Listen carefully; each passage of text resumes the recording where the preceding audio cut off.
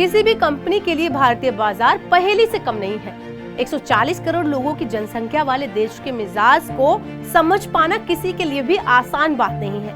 यही वजह है कि फोर्ड और जनरल मोटर्स जैसी दिग्गज कंपनियों को भी भारत से बोरियां बिस्तर समेटना पड़ गया। नए जमाने का इलेक्ट्रिक स्कूटर का बाजार भी इसी उधेड़-बुन में फंसा हुआ दिखाई देता है। कम से कम इलेक्ट्रिक वाहन कंपनियों के आंकड़े तो यही बयां कर रहे हैं। इलेक्ट्रिक वाहनों का बाजार शुरुआत से ही सरकारी सब्सिडी और रियायतों जैसी बैसाखी पर टिका है।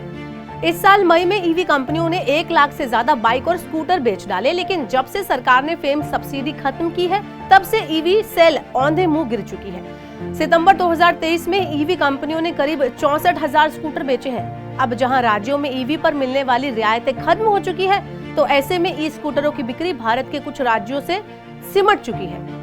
पेट्रोल से चलने वाले बाइक या स्कूटर पूरे देश में एक समान बिकते हैं, वहीं इलेक्ट्रिक स्कूटर की बिक्री कुछ राज्यों तक सिमट चुकी है। ऑटो कंपनी की संस्था सियाम के आंकड़ों पर गौर करें तो उत्तर और दक्षिण भारत में इलेक्ट्रिक स्कूटर की बिक्री के ट्रेंड्स में काफी अंतर साफ दिखाई दे रहा है। इलेक्ट्रिक स्कूटर की बिक्री के मामले में टॉप 5 देश पश्चिम और दक्षिण भारत के हैं। सियाम के आंकड़े बताते हैं कि इलेक्ट्रिक स्कूटर की बिक्री के मामले में महाराष्ट्र दूसरे राज्यों से सबसे आगे है। यहाँ सितंबर में 8,417 ईवी बेचे गए। इसके बाद कर्नाटक का नंबर आता है, यहाँ 5,686 स्कूटर बिके।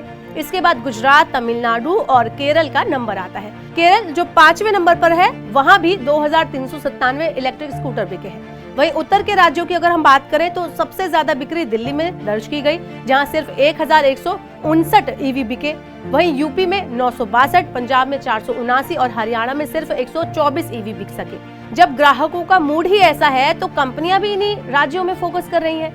बजाज ऑटो जो अपने चेतक स्कूटर के साथ ईवी मार्केट में है, उसने अपने 45% स्कूटर सिर्फ महाराष्ट्र में ही बेचे हैं। वहीं टीवीएस की बात करें तो कंपनी ने अपने 42% स्कूटर सिर्फ महाराष्ट्र, गुजरात और कर्नाटका में बेचे।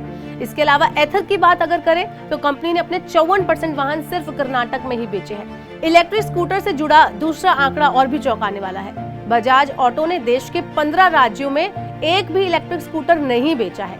वहीं 6 राज्य ऐसे हैं जहां कंपनी की बिक्री 30 से भी कम हुई है। टीवीएस की अगर बात करें तो 19 राज्यों में कंपनी का एक भी स्कूटर नहीं बिका है। एथर ने भी 13 राज्यों में एक भी स्कूटर नहीं बेचा। हीरो की बात करें तो देश के 25 राज्यों में तो इसका खाता भी नहीं खुला है।